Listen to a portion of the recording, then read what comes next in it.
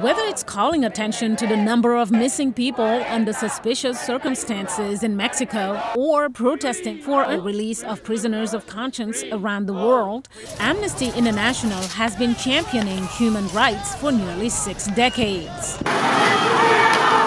Their newly released annual report claims actions by leaders in Egypt, the Philippines, Venezuela, China, Russia, and the United States have been undermining the rights of millions. They've openly defied human rights laws. They have called for others to defy those laws. In the case of the Filipino president, Duterte, he's actually called on people to go out and kill those that they suspect of being drug dealers. The report also criticizes U.S. President Donald Trump on his immigration policies, for undermining press freedoms, and for his poor record on women's rights. VOA has reached out to the White House and the State Department for comments, but did not get a response. One of the most egregious examples is his adoption of the global gag rule.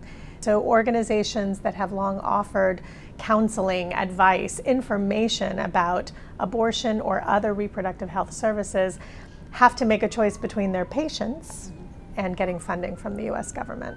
A women's rights advocacy group says the global gag rule has cost organizations like theirs millions of dollars in lost funding. So already in places like Madagascar, Uganda, Zimbabwe, we've seen programs particularly serving vulnerable women.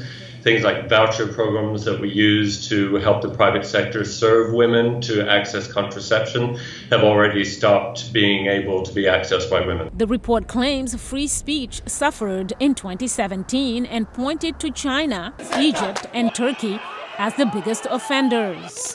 VOA has contacted the embassies of those countries in the U.S., but they have not yet replied. Turkey has imprisoned more than 50,000 people over the last couple of years, including both the chair and the director of Amnesty Turkey.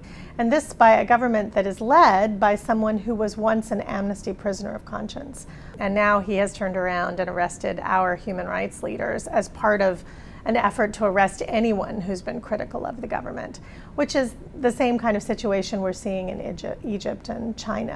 The report does note signs of progress in the Women's March and Me Too movements. It also applauded Taiwan for its decision to allow gay marriages.